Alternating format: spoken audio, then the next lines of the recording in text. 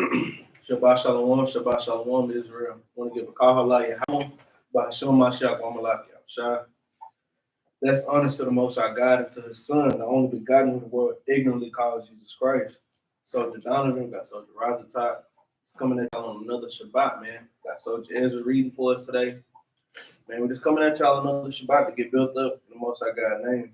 The title of the class is Israel, Stop Hustling Backwards. Israel, stop hustling backwards. Because is it started? Yeah, okay.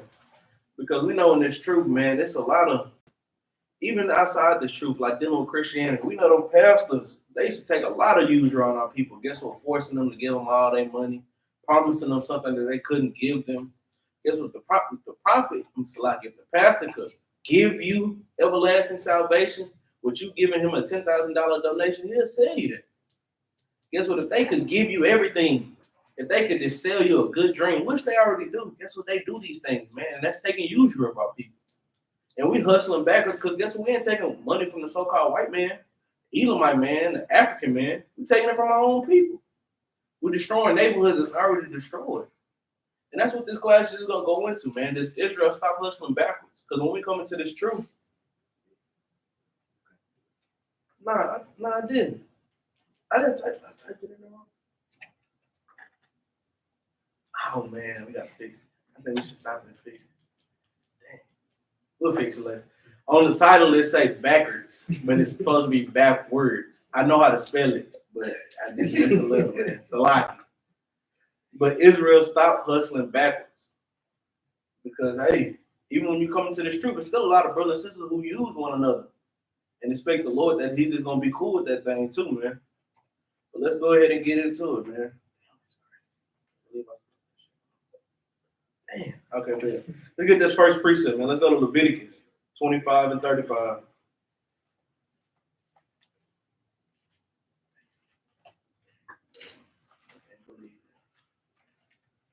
Leviticus 25 and 35. This is the book of Leviticus, chapter 25 and verse 35. Bring it out. And if thy brother be waxing poor and falling in decay with thee, then thou shalt relieve him. Yea, though he be a stranger or a sojourner, that he may live with thee. So it says, if your brother be waxing poor, we know these things. Like, brothers and sisters, as you come into the chat, y'all let me know what the precept for brothers is. And so we already know what it is. We know it's the children of Israel. Guess what? Of all the 12 tribes. So guess what? Your brother, guess what? Me and this brother, we both from the tribe of Judah. You know, hey, Lord willing, or however it is, that would still be my brother. But guess what? We got brothers like Brother Bala, Brother Lance, the same person, Brother Renard, Brother Ehud, Soldier Ehud, and they are from different tribes, but those are still our brothers. Why? Because we all fall under the 12 tribes of the children of Israel, right? It said if he waxing poor, like if he don't fell into his decayed state, he don't got a lot of money, or guess what? He might have lucked out. This is for us as people who are in the position to help one another, right? To build them up, to give them what they need, the things sufficient for them. But you're not supposed to spoon feed them neither now. You're supposed to give them the understanding and give them the way that they'll be able to lead themselves as well as you helping them along the way, right? But read. Verse 36. Oh, so like, I got to touch on that too, that stranger part too. Because a lot of people say, oh, see, the strangers in there too. No, the strangers, because guess what? If I'm in the tribe in the land of Judah and he's coming from the land of Benjamin, he would be a stranger in my land. Because that's like, let's even bring it up to modern day. Let's say you don't see a certain individual for a couple months, and then they come over there on your side of the neck of the woods. Like I'm from Duncanville and this brother from Mississippi or something. He come down here, you be like, hey, what's up, stranger?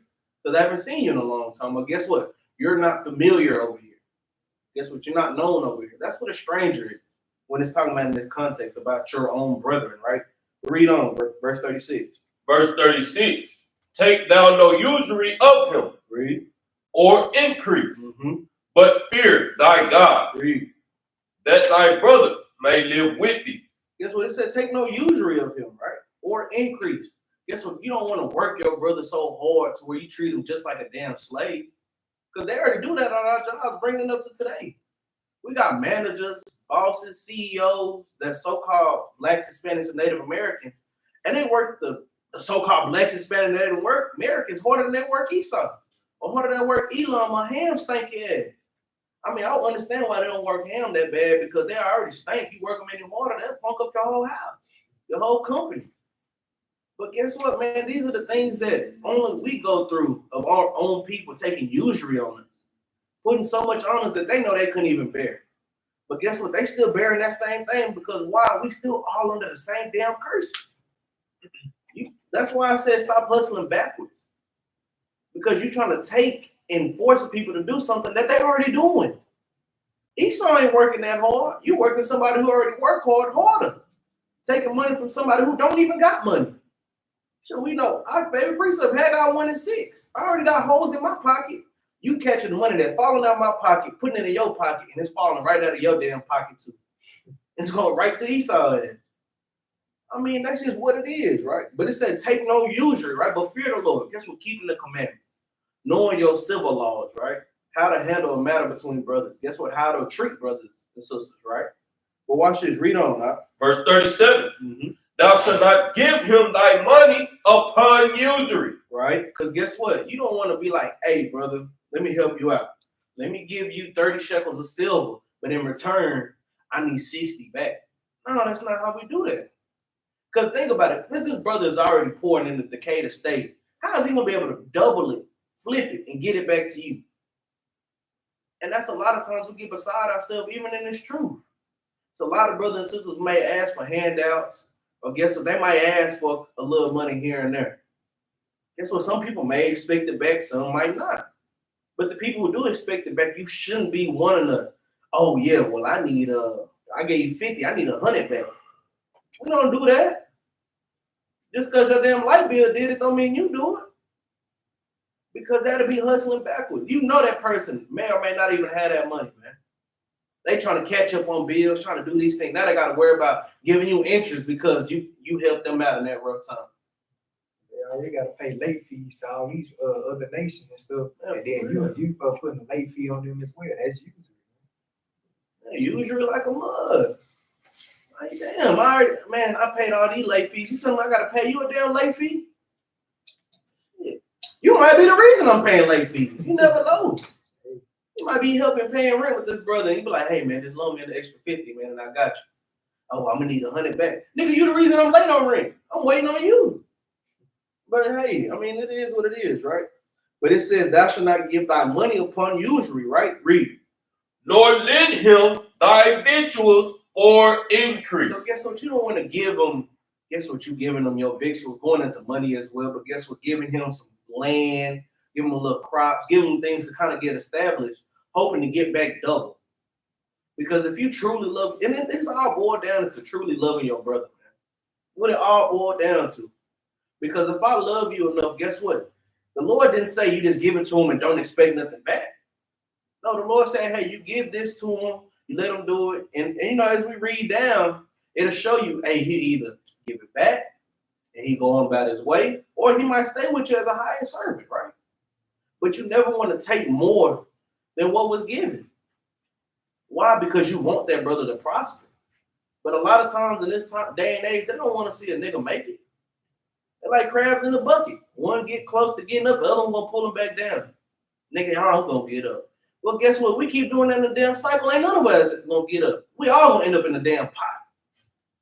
Come on, man. We gotta stop doing these things, right? Read. Verse 38.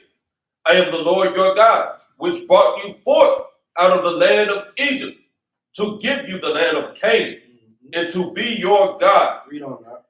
And if thy brother that dwell by thee be waxing poor, and be sold unto thee, thou shalt not compel him to serve thee as a bond servant. Now, this is going into more of like, now he's actually working for you, right? So he sold unto you, be like, hey, man, let me just work for you. Let me work out this debt. Shoot, I ain't got enough. Shoot, landlord asked for 50 shekels. I only got 40. You know, let me work for you. Make some money, right? Watch this, read. But as a hired servant. So guess what? He said, don't work as a bond servant.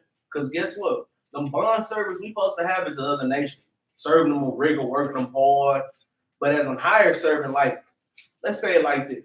Slavery. We were bond servants at that time.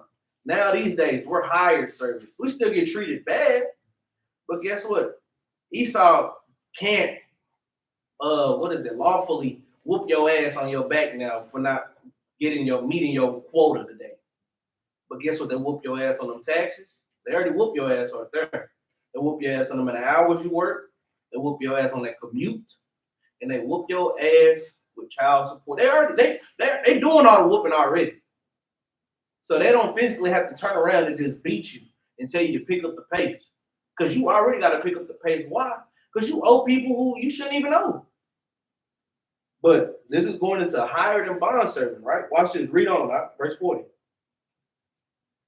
And as a sojourner, he shall be with thee, and shall serve thee unto the year of Jubilee. So this whole chapter 25 is going into the year of Jubilee, or the year of release, meaning after 7 years, you let go all your hired servants and you let your land rest. You give it time. You already harvested everything and you let the land rest, right? Given the time. These are the things we used to do.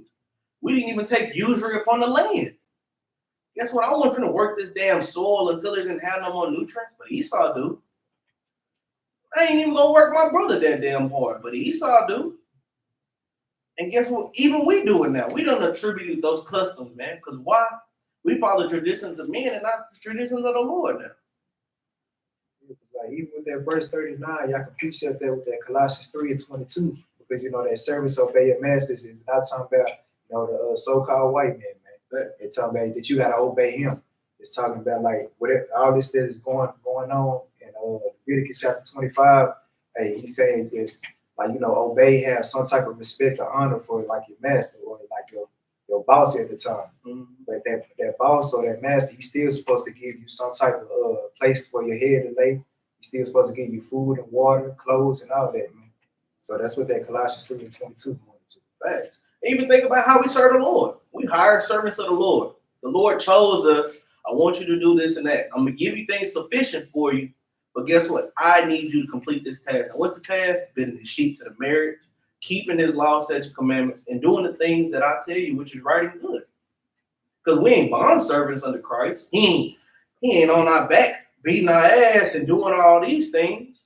Guess what? He'll chasten. Hey, he'll chasten you. Don't get it wrong. Don't get it twisted. But that's what this grace came in for, right? That's how we hire servants under him too. So they call him the work master. So we gotta reverence him.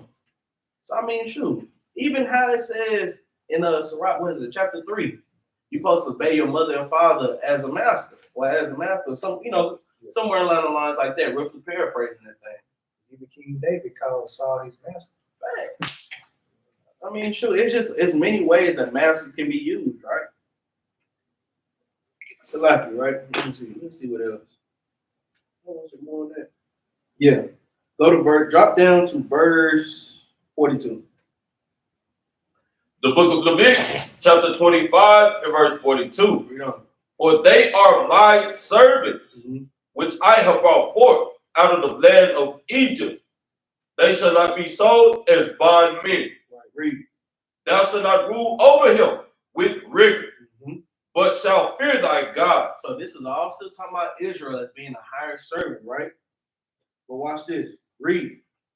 Both thy bondmen and thy bondmaids. So boom, did you see how this changed now? This is where the flip came. They were hired servants. Now he's talking about the bondmen and the bondmaids, right? Read. Which thou shalt have. Shall be of the heathen. Shall be a who? Shall be of the heathen. So guess what? Yes, you can work Elam as hard as you can. Guess what? If the Lord put me in a position where I'm a manager or I'm a head of something and I got some Elamites, some Hamites, some Japhites, some Edomites working for me, I'm working the hell out of them. I'm talking about I'm going to work them till they turn red and die. If I can, Lord willing. Hey, I'm telling you, man. That's why the Lord, man, I'm going to tell you, man, I don't know a lot of Israelites that's in high positions like that because I know we'll work the hell out of Esau, man. I know I will, boy. Man, I know I will, boy. Work his ass so hard. Make him go home and be fainted, about to die or something. No water. Yeah, no water for you, Esau. But this is talking about the heathen, right? But watch this read. shall be of the heathen that are round about you. Read. Of them shall ye buy bondmen and bondmaids. So it's going to tell you the difference between bond and then hired. Because guess what? He said the hired ones you don't rule with rigor, meaning your own people, right? Read. Moreover, of the children of the strangers that do sojourn among you. So see, now it's going into these types of strangers. It made us a distinction between the first strangers and then these strangers. The first strangers were hired servants, those who came in the land. These strangers right here are bond servants that are in the land of the heathen, right? Read. Of them shall ye buy, and of their families that are with you, which they beget in your land. Read. And they shall be your possession. So you see how the Lord even added more, force and oomph with that thing. He said you're going to rule them and you're going to have them as a possession. Because guess what? We are the Lord's possession. You can't possess your brother. Guess what? You just hiring him and allowing him to work off his debt towards you. But you can possess the heathen. You can possess and rule over their ass as hard as you can, right? But watch this. Read verse 46. Verse 46. And you shall take them as an inheritance for your children after you, to inherit them for a possession. They shall be your bondmen forever. For how long? Forever. So these are how the things going to be set up in the kingdom, man. And all praises for that. Guess what? Even in the kingdom, we might not even have that first part. Ain't none of us going to wax poor in the kingdom. But you see how these laws are set up? Because this is how we get the hustling Baptists. Israel, we see the civil law, which I think it is the civil law, how we treat one another. Because we know the 6 laws, right? So this is how Israel is supposed to treat one another. And then this is how we treat other nations, right? But this is the whole point I'm getting at, so that we can get the premise of what usury is, right? But watch this, read on. But over your brethren, the children of Israel. See how I switch back to that brethren again. It says the children of Israel, right? Read. You shall not rule one over another with rigor. I mean, that's plain as day, man. We'll get the last part out. Verse 47. And if a sojourner or a stranger wax rich by thee, and thy brother that dwelleth by him wax poor, and selleth himself unto the stranger or sojourner by thee. That's it on that. That's going on. Even verse 45 and 46, Abraham, what's the precept for that? I'm going to help you out. Ye shall take them. What's another precept that say that? You better not let Sister Mary Houston beat you. Better not. But let's get this next precept. Let's get another one out the law. Let's go to Deuteronomy 23, verse 19. Another precept y'all can put with the numbers. Hey, can y'all hear us good? Y'all let me know if the audio is good. My bad, I was saying, what was the precept for verse 45, like 46? I gave you a hint, and the people shall take them. When you get there, go ahead and read it. The book of Deuteronomy, chapter 23, and verse 19. Right up. Thou shalt not lend upon usury to thy brother. Read. Usury of money. Read. Usury of victual. Usury of anything. The Lord make it plain. Anything that you give to somebody. You might have gave your brother a pencil. Now you're asking for a pencil and a highlighted back. Bro, you only needed a pencil. You give a nigga a shoestring, he want a whole shoe bag. Man, what the hell? But just think about how minute these things can be, man. Guess what? You might ask your brother, hey, brother, what's that precept? Now this nigga wants your whole Bible. Nah, I don't want a precept. I want all your precepts. But just think about how usury and all these things can go upon your brethren, right? But watch this, read. Usury of anything that is lit upon usury. The Lord made it plain. But watch this, man. I'm talking about you gotta get there. Read verse 20. Verse 20. Unto a stranger. Look, this is a stranger. But I'm gonna see if y'all can catch this, who this stranger is. Read. Thou mayest lend upon usury. Man, that's plain as day unto the heathen. If Jake ever asked me for $10, nigga, I need 100 back. Matter of fact, give me 1,000. Because I know you got it in your trust fund or your 401k. I need it all back. Shit, I ain't even trying to cut, man. I need it all back, man. Plus some. Read, But unto thy brother. But unto who? But unto thy brother. It literally making distinctions between a stranger and your brother. It's making distinctions in between a distinction. That's tough, man. Read. But unto thy brother, thou shalt not lend upon usury. Read. That the Lord thy God might bless thee in all that thou settest thy hand to in the land, whether thou goest to possess it. That's right, man. Big comment on that, man. Let's go ahead and kind of get into it, man. Let's go to, see where I want to start out. Let's go to Sirach. So, like, let's go to Sirach. We're going to start at verse, Sirach what? Let's go to Sirach, verse 29. I mean, Sirach 29, 1. 23. Now, for real, loan shark energy. Right, man. We can't do that to our brothers, man. That's right, Lamar Ben. We did. That was the right one. Andrew Issachar got it. That's Hosea. Hosea, if that's you, you got it right. It was Isaiah 14:2. And right now we're going to Sirach. We just read Deuteronomy 23 and 19. Now we're going to Sirach 29, and we're going to start at verse 1. Go ahead, Doc. The book of Sirach, chapter 29 and verse 1. He that is merciful will lend unto his neighbor. Read. And he that strengtheneth his head keepeth the commandment. See, read that again. Like, that's tough, man. Brothers, we got to meditate on this thing, man. Read.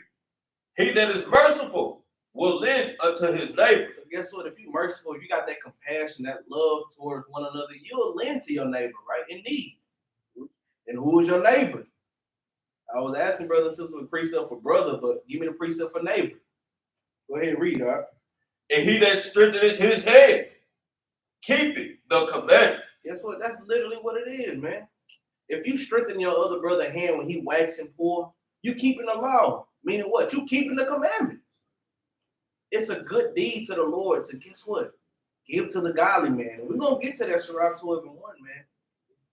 You know we're going to get there. But guess what? It says one that strengthened, his hand, guess what? You keep the commandments, right? Read. Lend to thy neighbor in the time of his need. Read. And pay thou thy neighbor again in due season. Now this is where we usually get these problems at. Read that again. Verse 2 from the top. Lend to thy neighbor in the time of his need. So guess what? When you see your brother is waxing poor, he's in a decayed state, he might need a little extra change. It said lend to him, right? But watch this, read. And pay thou thy neighbor again in due season. Because, hey, when it's time to pay it back, you got to pay it back in due season. If I gave you this 20 and you wait 6 years to pay me this $20 back, that's not due season. Guess what? You know you get paid every 2 weeks. Now, things happen. We're going to read on down where it talks about, hey, guess what? Have patience with those certain brothers and sisters who might not have it at that time. The Lord knows the season because guess what? He might give you a little extra lump sum of money. But what you choose to do with it, that's what you do. Because people who continue to take and don't give nothing back, guess what? You're taking usury on people. If you don't, you know you got the money, but you don't give it in due season, you're taking usury on your brother. You don't understand. You might not see it, but you are. And that's literally what this is saying, man. Because that's where the discrepancy come from. Paying it back. Guess what? Some brothers are good at giving, and some brothers suck at giving it back. Or some people suck at giving in all. But when it's time for them to give it back, they at your damn doorstep every day, calling your phone 24/7, not leaving you alone about nothing until they get it back. You be out your wife. They tell me you at the house. Oh, we get to it. Hey, man, you at the house like I'm outside of your house. Man, I'm gone. Well, shoot, I'll wait over here till you get back. God dang it. But watch this. Read, verse 3. Verse 3. Keep thy word. Excuse me. Hey, I'm glad you coughed right there. Keep your word, man. Let's say I give you some money, you be like, hey, man, I'll pay you back in 2 weeks. Well, keep your word on it, man. Keep your damn word.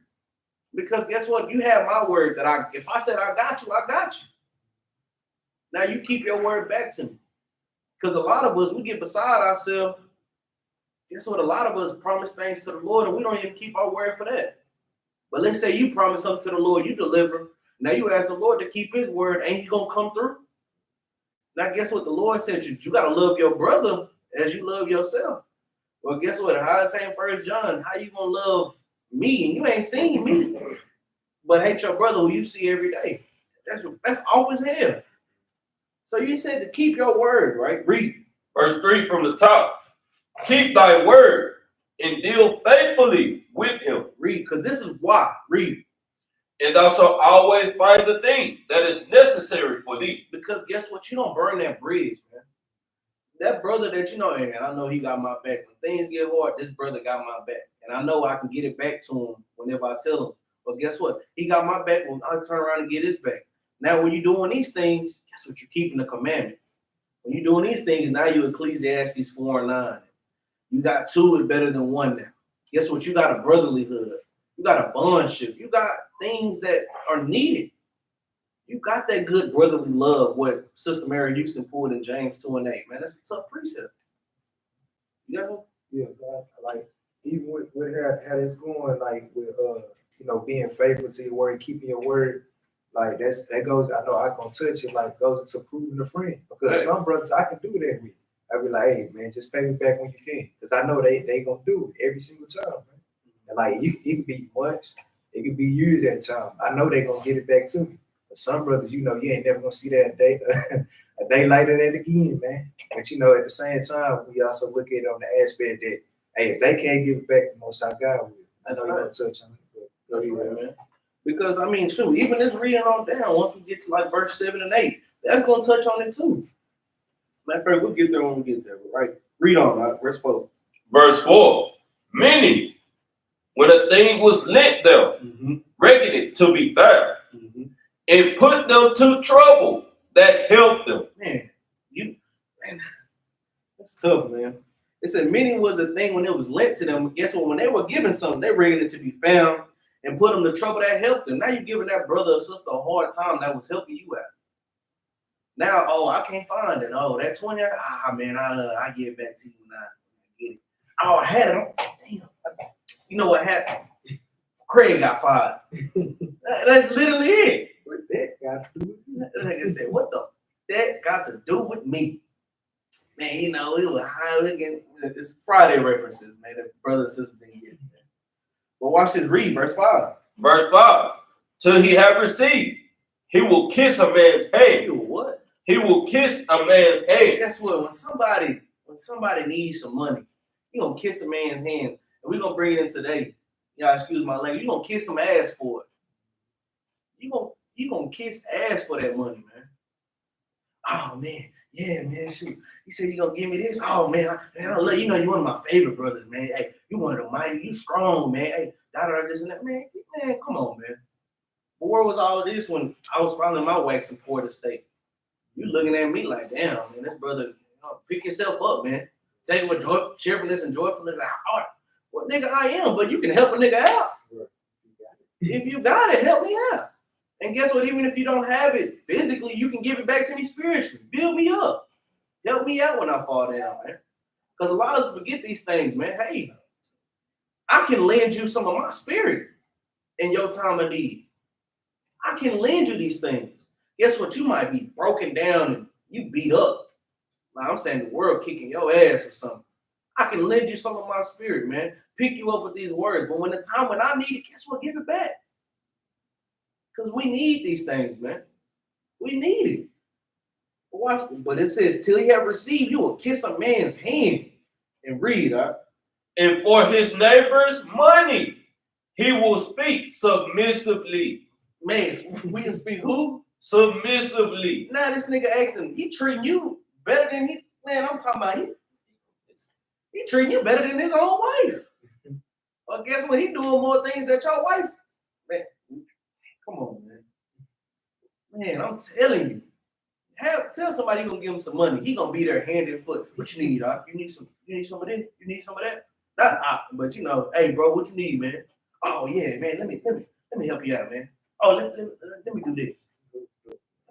Shit, you good like crackhead. Think about a crack or a homeless person, man. You promise them, hey, I give you $10, man. $10? Oh, let me wash your car. Let me clean your rims. You want to brush your teeth? Like, I'm talking about they asking things that you don't even need. You kissing a man's hand. And guess what? Bringing a retrospect, that's what we do to the so-called white man, the Edomite man. All them people who want to get higher up in these states and all these different levels, you're going to kiss the man's hand. Otherwise, you're going to give up your baths. Anything is necessary. Just think about it. With the mafia, they make you kiss the boss man ring. Or they make you kiss the hand. They make you bow down. They make you do all of these things. That's literally what our people do today to the so-called white men. You want to get up somewhere, you're going to have to kiss some ass. It's straight like that. You're going to have to kiss a lot of things for the so-called white man. And y'all forgive me too, man. I got a little something coming down, man. But hey, you want to kiss a lot of things, man. You want to give up a lot of things, sacrifice a lot of things. Why? For another man money, man. But watch this read. But when he should repay. So guess what? But at the same time, when it's time to pay that money back, get that spirit back to that certain brother or sister, read. He will prolong the time. What? He will prolong the time. Oh man, shit. Yeah, man, I'll get back to you when I get back to you. Nah, what that mean? You gave me your word. You said 2 weeks. It's been 4 months. Oh man, you know, man, come on, man. Nah, man, I don't know you got me. Because you gave me your word and now you're going against your word. If you do it to little old me, I know you'll do it to the Lord. The Lord ain't sitting with you every day. The Lord ain't sitting here face to face with you, talking and dealing with you every day. I am. If you do it to me, I know you're going to do it to the Lord, man. Or guess what? Like we said, the spiritual aspect. Hey, man, brother. Hey, man, can you pray for me? Can you, call me a little something? Man. Can you call me, man? Hey, give me a little couple precepts. Oh, man, I'm kind of busy, man. I'll get up with you. They get up with you. Took a month. Just think about these things, right? We'll read on. He will prolong the time. Read. And return words of grief. And read. And complain of the time. Damn, man, come on, man. You tripping, man. I told you I'd get you back in 2 weeks. Well, nigga, it's been 4 weeks. Man, come on, man. You tripping, man. Why you tripping on me? And then you get a brother in the truck. Man, brother, you trying to use your on me, man. You trying to ask for it too quick. You know I ain't got it.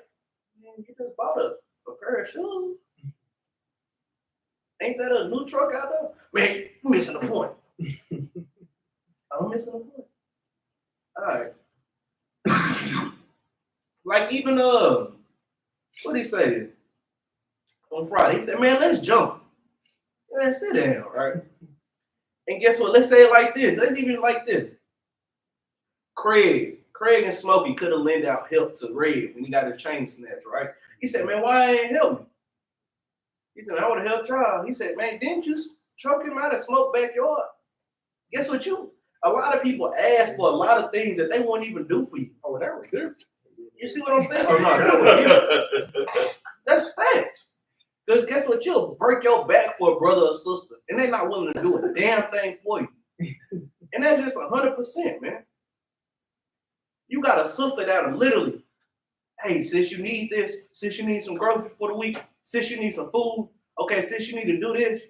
I know you got a family, sis. Let me help you out. But when it comes to giving it back, oh, well, shoot, I ain't got it. Oh, well. Damn, if you ain't got it, I guess I ain't got it now. You depending on another person's money. But you work the same 9 to 5 that I work. You in the same captivity I work, which is not an excuse. But I'm telling you, man, brothers and sisters, y'all be bull, y'all be BSing, man. I'm gonna keep it like that. And y'all gotta fix y'all spirit if y'all moving in that thing, man. Watch this read, y'all. Verse 6. Verse 6.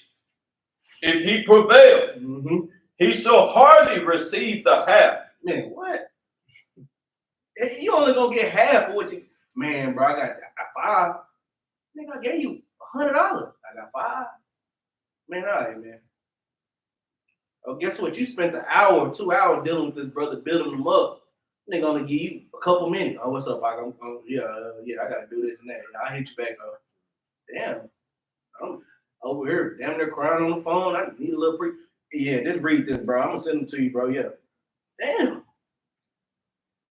You ain't gonna get nothing but half. You be lucky you get that. But read, huh?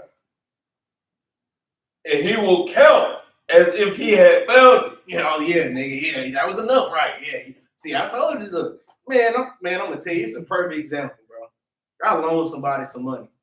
He gave me back like $5 or $10. With that $5 or $10, I got me something to eat.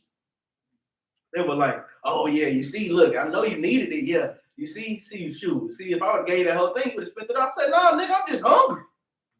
I ain't got no money. So shit, like, what I'm gonna do with $5 or $10? And I gave you X, Y, and Z amount of money. But like, I know we've been using a whole lot of Friday references. Like, you been smoking, you had $100. They're like 20, 40, 60, 80, 100. Then you gonna flip it over. 120, 140. Oh, that's $100.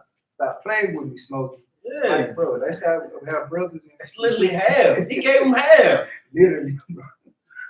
Man. And like they were using it in a wicked context, but just think about it. He owed him $200. And the first thing Smokey did was kiss his hand, speaking submissively. Then he prolonged the time. You know, I'll get it to you, man. He said, then you got by. What did he say? 12 o'clock? Yeah, 10 o'clock. Not 10:01, not 9:59. Nigga, 10 o'clock. Worm. Man, you know, man, Craig just got fired. What that got to do with me? Man, a lot of our people make excuses of not taking responsibility for these things, man. You messed off your money. Why they got to fall on me? I helped you at your decayed state. Why won't you help me? Because of you being selfish. You know you owe this person $20. And let's say you got $60. This bottle of Crown is $45.95. But I don't have to drink this week, and I just give a brother back his 20. What did he say? Another Friday reference. He said 150s. Count is green, get in between. Guess what, man? This shouldn't be a debate. Guess what? You pay your brother back, man. You hold your word, you hold yourself accountable. Because guess what? The Lord look at that as works too. You promise to the Lord, you give him a will, you be like, yeah, I promise I'm gonna read this week. You ain't reading out a damn thing. I'm gonna read this A, B, and C chapter. Guess what? The Lord like, okay, I'll take your word. And you don't even pay it back to him. Man, I'm telling you, man. But watch this read, dog. If not, he had deprived him of his money. Man, you deprive somebody of their money, man. Read. And he had gotten him an enemy without cause. Because that's literally what it boiled down to, man. You owe somebody some money now, they gotta become your enemy. They gotta kind of press up on you kind of hard now. Like, damn, bro, you ain't gonna give me my money? Like, hey, it's been 2 weeks, 4 weeks. Guess what? Even Big Worm said, I don't want to have to kill you, Smokey. He said, playing with me, playing with my money is like playing with my emotions. I mean, that's what it was. Big Worm didn't want to kill Smokey, but he knew he had to get his money back in some way, shape, or form. Guess what? Some brothers might have to put a heavy yoke on a brother or sister just to get their own money back. That's literally what that's going into, right? But watch this read. He paid him with cursings and railings. Man, look. Here your janky ass 20 back. Damn, it wasn't janky when you took it. That's what me and Tiana always be talking about, man. We always be joking about it. Like, I forgot what it was. I think I may have asked for like a couple of dollars or something, and I gave it back to her. I was like, well, here your janky ass money. Well, she was like, it wasn't janky when you took it. But that's facts. A lot of us take so easily, but when it's time to get back, you murmur and complain about it. Bro, you owe that person back. Now, if you're not in a position to give it back, instead of complaining about it, you just be like, hey, man, I really just needed that money. And the brother gonna know if you're being sincere or not, or sister. And they know, okay, well, hey, I'll be patient with you. You cool. Guess what? Don't even worry about it. But a lot of y'all be slick about it. Oh man, I ain't got it. But now you come up with a feast day, or you come up in here, you got a big old bottle, some brand new shoes, a fresh new fit. Oh, I get it to you when I get to you. But brother, you only owe me $10. Like, but that's how this thing go, right? But watch this read. And for honor, he will pay him disgrace. Man, that's tough, man. Watch this read.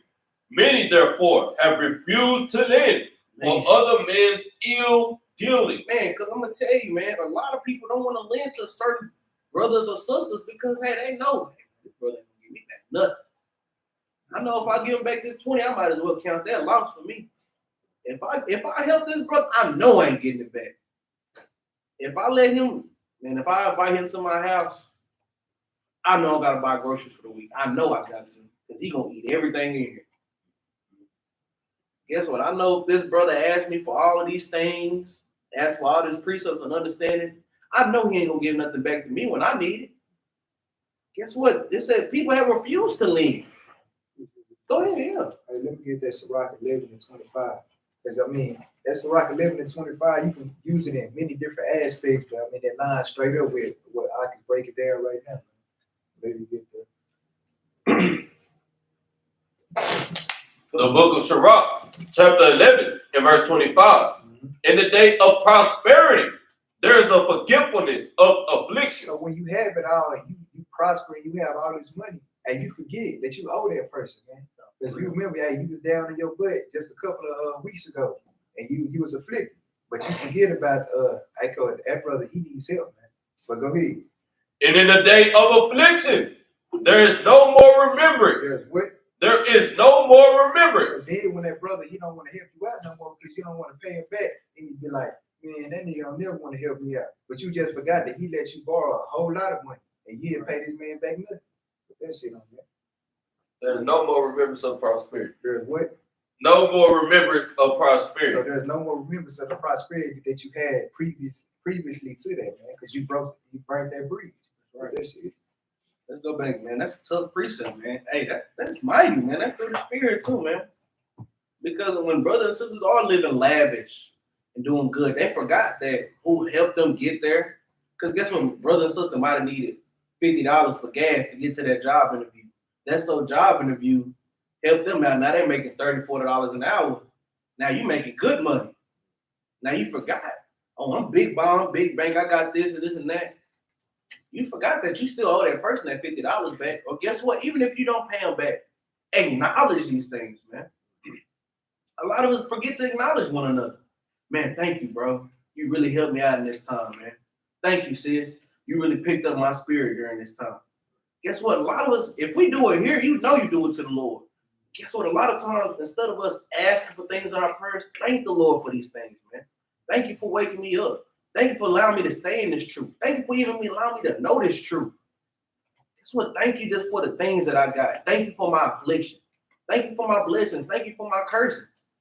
Thank the Lord for everything that you have, because in a heartbeat, He could take it all away. Because you can ask somebody like this, would you rather have curses or would you rather not be in the truth? Exactly. Because guess what? If your ass not in the truth, guess what you still get? Curses. So it don't matter. But it's a better thing to have the curses, knowing what you need to do to get out of them and knowing what they're for and knowing what's to come after, than to not know none of these things, forget it all, and to go back in the damn world and you still get the same hardship. Guess what, man? You can't take usury upon the Lord, because guess what? He recompense double to anybody, man. You better ask somebody, boy. You say you don't believe in Christ, and now He got you bugged out. And homosexual. You gay and confused. I mean, you still confused either way it go, but hey, the Lord will twist you up, man. I'm talking about, man, hey, can't play with the Lord, man. Read that 7 again. The book of Sirach. I got you. The book of Sirach, chapter 29, and verse 7. Read. Many, therefore, have refused to live for other men's ill dealings, fearing to be defrauded. Guess what? They scared, man. Damn, I know if I give out this money, I ain't gonna get it back. damn, I know I helped this brother or sister get this. I'm not getting it back. But guess what? It's always a flip side to this thing, right? But watch this. Read verse 8. Verse 8. Yet have thou patience with a man in poor estate. Because guess what? We know sometimes, you might not get it at that time, but that brother right there is a diligent brother. That sister right there is a diligent brother. Guess what? They lowly, humble, and meek. Hey, it's going to take time. I'm cool on it. Hey, the Lord, recompense it to me if he see fit, right? Read. And delay not to shew him mercy. See? I mean, that's what the Lord is. The Lord is a just God, man. He just not going to tell you, oh, don't give to that nigga. Because guess what? He actually might need it. He might. I mean, and that's just plain as day. But guess what? The Lord also tell you, which we finna get. Let's go ahead and get it. Sirach 12:1. Tell you who you're giving to too. Because at the same time, hey, you could be helping a brother and sister out, and you probably going off by that. Whole time, brother and sister smoking weed and cigarettes or freaking off in the night, regardless of what they're doing, they're using your money to do it. And a lot of people don't see that thing through the spirit, and they keep giving and giving and giving, and you don't know you leading this brother and sister to condemnation, man. You might be giving brothers and sisters money to buy alcohol, knowing they're damn drunk. Giving this brother money. Oh, wow, why you just so happen to ask me for money on a Saturday night, and we right here by a club, or we right here, and I know you smoke weed, and you finna go to your cousin's house. Now you asking for $25. $20 second, $5 worth of guard. I don't know. Here goes $25. Like a lot of us gotta be smart about these things. Man. But watch this, the Lord will clear it up. Sirach 12:1. Read it out. The book of Sirach, chapter 12 and verse 1. Read. When thou wilt do good, know to whom thou doest it. Read. So shall thou be thanked for thy benefit. Because guess what? The Lord works both ways, right? The Lord said, hey, it's good to do good, but know who you're doing it to. Guess what? We know we're doing good to the Lord, right?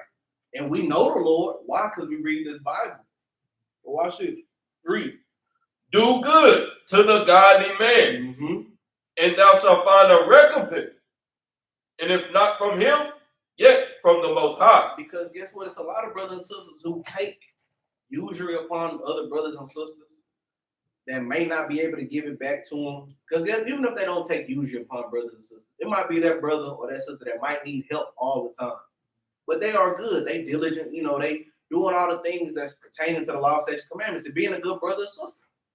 And they might not be able to give it back to you. But you just see slowly the Lord is still increasing you in knowledge, wisdom, understanding. Guess what? He might have gave you a new promotion out of nowhere so that you can be able to have your money. And guess what? You can have some money set aside for somebody else, which you're going to read back when we go back to Sirach 29. But these are all the things that the Lord can increase you by, just by you knowing who you're helping and you giving to the right person for the right cause, right? Read. Verse 3. There can no good come to him that is always occupied in evil. Read. Nor to him that giveth no alms. So guess what? How do you expect to receive understanding? Guess what? Money. How do you expect to receive anything from the Lord or from your brothers if you don't give nothing? And that's how you gotta know who you're giving to. This brother ain't never up here to clean. Ain't never up here to prep. Guess what? We at the feast days. He only come when it's time to eat. Guess what? Don't cook not a damn. But I can show up, eat up some stuff. But when it's time to clean up the things that we don't use, I gotta go to work. Guess what? You got a sister. Guess what? You can go a whole week. Oh, I'm gonna prep this food for all of us for the Shabbat. Oh, okay. You come Shabbat, I'll take your food. But when it come to helping you the next week, I ain't got you. But when it come to eating again, I got you. There's some brothers that bring their own food. They're like, hey, you put that on the grill for me. Like, cause you got some that'll stay out there and help cook. There's some groups that they ain't gonna help. They just gonna throw their stuff on there, and when they gonna be like, hey, tell me when it's done. Man, like, hey, you ain't gonna help. You ain't gonna take me out and see if I wanted to take a break or something. Yeah, man. I mean, we got You got certain brothers and sisters who might bring their own personal meat, but like you said, they'll be out there to help. And even if they don't help, you already know this brother already done gave 40 packs of hot dogs, buns, and all these things. And he might be on the inside, he or she. Guess what? Make sure and everything going on good in here. It's a lot of things where you gotta know who you giving to, know why you giving it to them, because there's some people who don't never receive nothing, don't never get a boost in spirit, income, nothing. Why? Because they ain't giving nothing. Like, read that again, verse 3, y'all. Verse 3 from the top. There can no good come to him that is always occupied in evil, nor to him that giveth no alms. Man, I'm telling you, because think about it. You don't read all week. How do you expect to know the precept? You don't study all week. How do you expect to have understanding? You don't give no alms at all. How do you expect the building to stand up? Just think about these things that brothers and sisters do. And think about the ways that you are. And this is just for a class of brothers and sisters to self-reflect, because there's a lot of stuff I got to reflect out of these things. It's a lot of stuff brothers and sisters got to look at it and be like, hey, am I taking usury of my brother and sister? Or guess what? Am I taking usury of the Lord? Am I keep taking and taking and taking and not giving the Lord nothing back? I'm taking his grace for granted, but I'm not giving him nothing back. No fruits, no works. I took the understanding that he gave me and I'm not using it for a good reason or a good cause. Am I taking this wife and these children that the Lord gave me and not teaching them the right things? Do I got these good brothers and sisters in my congregation and I don't give a damn about them? I'm not going to help them, but I'll take from them. Look at all these things that you could put usury on. And you don't even know it. And if you do know it and you choose not to do nothing, guess what? Don't expect nothing from nobody. Because they know you're a damn defrauder, man. But watch this, read verse 4. Verse 4. Give to the godly men. Read. And help not a sinner. Hey, that's tough, man. That's straight like that. Because as soon as anybody going against the word, and we read in Sirach 29:1, if you strengthen another person's hand and you helping them out of their need, you're keeping the commandment. And if you're not doing that, if you're not keeping your word, if you're not doing none of these things, because the Lord say Ecclesiastes, when you vow, hey, defer not to pay it. But guess what? Even in the law, man. Hey, man, hey, I have to check yourself on the things, right? Read. Verse 5. Do well unto him that is lowly, but give not to the ungodly. Read. Hold back thy bread. And, hey, sometimes you got to hold back that bread, man. That bread is going to 3 things: money, actual food. Guess what? Spirits and understanding. I'm not going to cast my pearls to swine. I'm not going to do it. I know this brother is a straight whoremonger. He don't care about this truth. He just like the sisters that he's seeing here. Why am I going to sit here and try to build this brother up for hours and hours and hours? And I know he's not going to use it. Guess what? Why would I sit here and try to teach a younger brother, a younger sister? I know don't give a damn about this truth. They only in it because their parents here. Why would I waste my time doing that? I'm still going to do what the Lord commanded me and bid his sheep. But that's it. That's all. If you can see on a certain brother or sister that you know they don't want to help, they don't care about none of these things, guess what? Hold back your bread from them, man. The Lord said it. I didn't say it. But watch this, read. And give it not unto him. Read. Lest he overmaster thee thereby. Man, read. Or else thou shalt receive twice as much evil for all the good that thou shalt have done unto him. That's tough. Because guess what? If he overmaster you, that means that's what he worked you over. He done tricked your ass, man. Bamboozled you, right? Fooled you. Oh, I got his ass now. He still gave it to me. He know I'm finna go smoke weed, and he still gave it to me. Guess what? The Lord ain't gonna recompense him. They're gonna recompense you double. Guess what? You finna get whooped for. You didn't even smoke weed, but you gave it to somebody to sin, and nigga, you ain't sin with it. That's just double sin right there. Man, I'm talking about the Lord, hey, and the Lord, hey. The Lord say things how he said because, hey, it's gonna take his prophets to reveal these things. It even be used on the poor man's part because he's like, yeah, this just give me that money. I'm gonna go spend it on some drugs or something. Mm-hmm. So I'm like, there ain't no getting around it. You gonna get it worse because you know better, but he gonna get it too if you don't repent from it. That's right, man. Let's go back, guys. We'll come back to it. Let's go back to Sirach 29.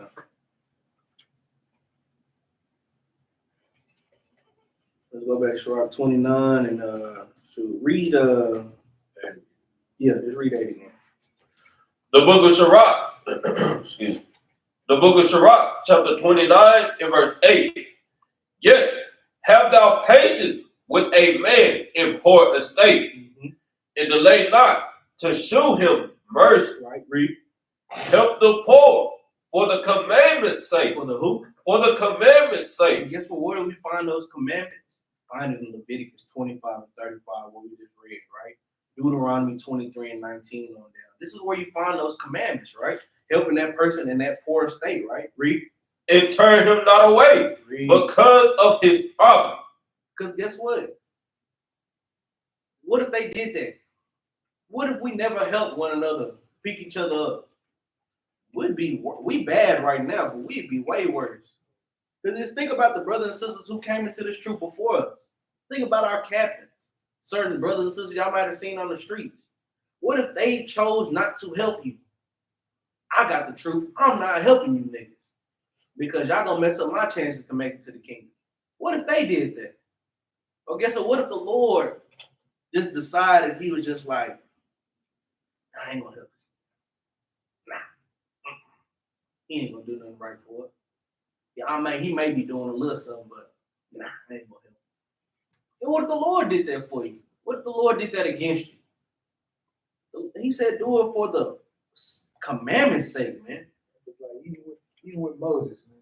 What if Moses decided not to help the Israelites at that time? Man? Like, hey, I know I ain't making it to the promised land, but I'm still helping Negroes out. What if he decided not to help them out? You're like, if I ain't gonna make it, you niggas ain't gonna make it either. Hey, that'd have been the end of that because it wouldn't have been no. You know, the Most High God, he got the way, got his stuff how he gonna have to go. But hey, Moses was the most humble and meekest man. He was the leader at that time. Man. So you gotta think on those things. True. Even on top of that, what if prior to that, when Moses, all them people went off and sinned, and the Lord said, I'm gonna wipe off this whole people. Guess what? Moses would have been like, hey, kill them niggas, Lord. Kill all of them. But guess what? He was like, nah, Lord. Guess what? If you kill them, you gotta kill me too, because I'm also of my people. What if Moses chose to be stingy? What if Esther chose to be stingy? She was the queen. What if she chose to be stingy? Mordecai told her, he said, hey, if they kill us, you Israelite too, they're going to get your ass.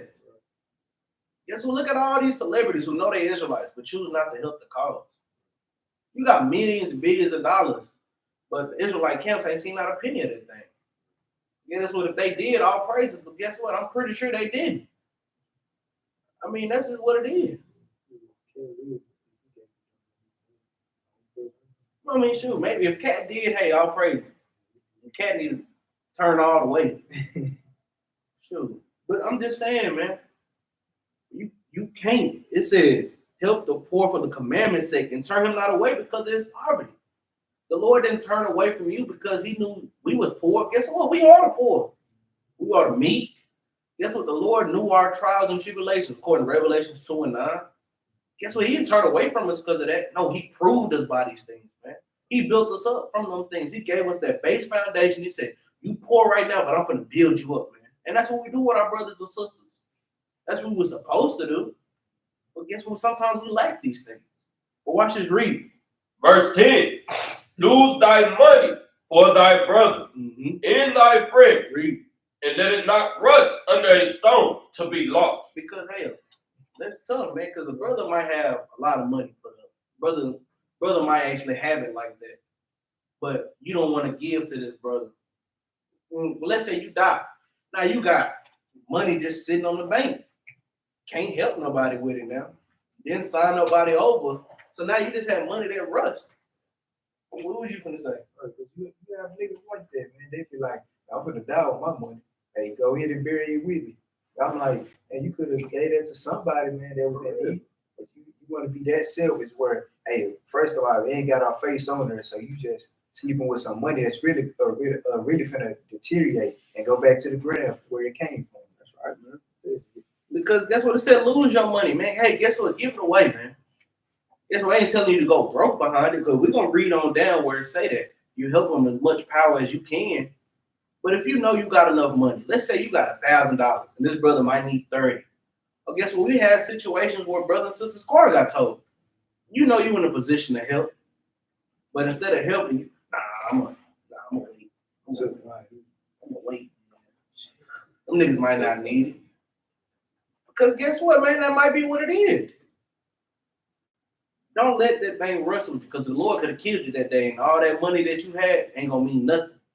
Because it's going to show you where we should be laying up our treasures at. Watch this, read. Verse 11. Lay up thy treasure according to the commandments of the Most High. Read. And it shall bring thee more profit than gold. Because that's how we lay up our treasures, man. If we're keeping the commandments, we're leaving our money up, man. Hey, man, if I'm helping my brother, I'm keeping the commandment, man. Precept Hosea or Abraham. The precept said, is it a sin to bury money with the dead? Let me ask you this. Why would you bury money with the dead? I mean, why? They can't use it in heaven. Watch it. I'm gonna get this real quick. You know what I'm doing? My bad, it's a lot. I'm gonna get there real quick. I got you. I gotta find it first. That's a nice precept too, Sister Mary Houston.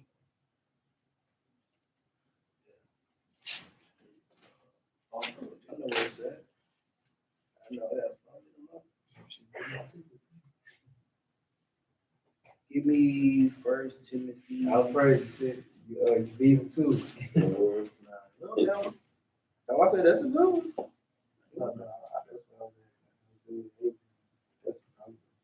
Oh, so like, my bad, sis. Let's go to 1 Timothy real quick, chapter 6. Chapter 6. Yeah, 6 and 7.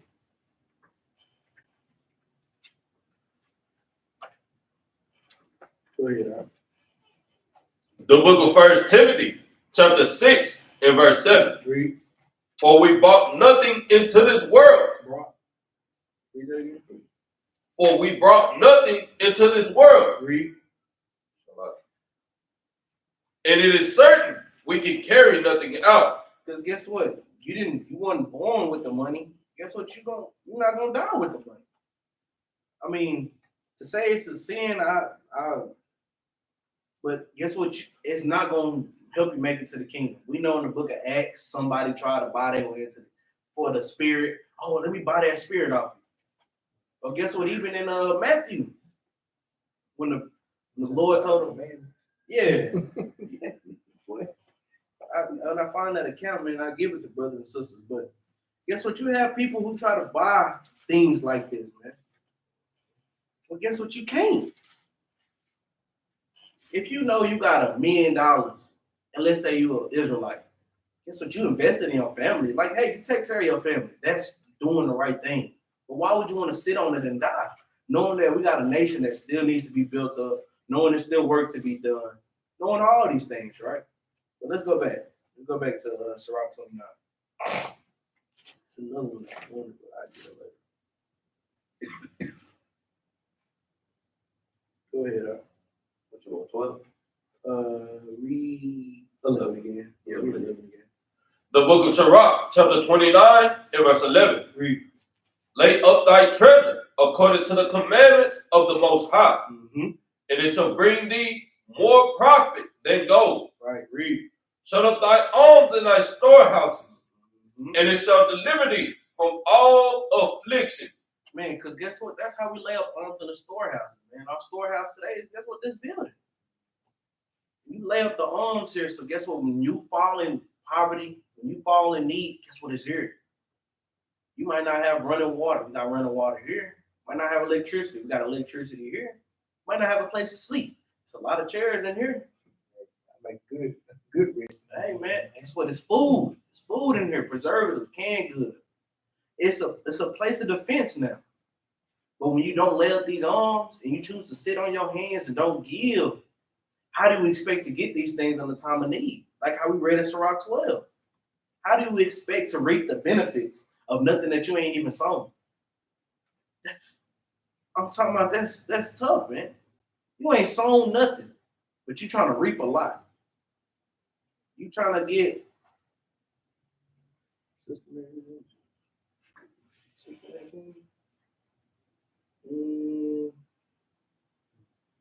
yeah, that's nice too, sis. It's not the one I'm looking for. I know it's one. Matthew 19:20.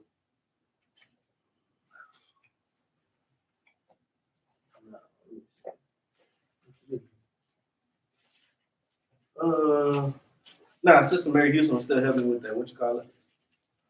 But we'll get to it later. I ain't gonna worry about it. But it said, shut up arms in our storehouse, and it shall deliver thee from all affliction. So all these things that come upon you, might put money up to the side, like for a rainy day. That's how we used to say it back then. Now when the time comes, guess what? Now you got it. Dang, I need $100. Oh, I forgot I put that 200 right here in the thing. You know, whatever. These are how we do it. But even think about it on the spiritual aspect. You laying up your treasures in heaven. You laying up righteous works, a righteous rehearsal. You doing the commandments. You laying all these things up. That way, in the day of affliction, when Jacob's trouble, when these bombs is dropping, when all these things are going on the earth, you can be delivered from these things, man. Why? Because you don't laid up your arms in the storehouse, man. But watch this read. Verse 13. It shall fight for thee against thine enemy. Read. Better than a mighty shield and a strong spirit. Look how arms can do. Look what arms will do. That's what not taking usury upon your brother. So we know arms can go into a lot of things, not just money. How you help one another. How you build up one another. What do you actually give to a brother? Or what do you give to the congregation? Or what do you give to your God? All of these things. Because guess what? It shall fight for thee against thine enemies. If you laid up arms and treasures in heaven, who is that person that's fighting for you? That's the Lord fighting for you, man. That's literally Exodus 23:20 all damn day. Exodus 14:14 and all day. Guess what? If you laying up your treasures in heaven, the Lord is fighting for you, man. I mean, it's just tough, man. It's tough. You can't get around that, brothers and sisters. But watch this. Drop down to verse 20. Verse 20. Help thy neighbor according to thy power. But see, look, brothers and sisters, this is what the Lord tell you. They tell you, hey, when you can give, give. And if you got a lot of money, hey, guess what? You can give that. But this is telling you, if you don't, you might just have a little, right? It says, help thy neighbor according to thy power, as much as you can give, right? Read. And beware that thou thyself fall not into the same. Because guess what? You don't want to give over. Now you don't have enough for your own self. Now you're in the same situation as this person. You want to give as much as you can. So every week when we collect alms, every Wednesday, which is the day we usually do it, guess what? If you know you can't give that same $100, $50, I can give 20. Guess what? Give the 20. Because you don't want to give that 100 and now you don't got enough to pay your bills. You know the Lord will deliver you from these things. But guess what? The Lord, you got to have common sense with the Lord too. The Lord know you giving all that you can. We in captivity. And come on now. The Lord is a gracious and merciful Lord. He understands these things, but guess what? Don't play stupid. Like, the Lord said, hey, don't worry about none of these things that's going to come upon you, Jacob trouble. But he don't mean to tell you just don't have nothing. Jacob trouble come, you ain't got not a damn lick of nothing. You just sitting outside. A damn target. Man, the Lord wants you to prepare for these things, man. There's a story we talking about where this dude, he was in when he was in the flood, and he kept on talking about, I'm gonna wait till the Lord comes. Oh yeah. He sent the police officer, he sent the firefighter, he sent the ambulance, I think he sent the military. Yeah. And hey, he passed up all the people, man. But then the dude wound up dying. He was like, Lord, I thought you said you had it. Yeah, nigga, I sent like 4 or 5 people to go get you. I know what you're talking about. It was like something wrong.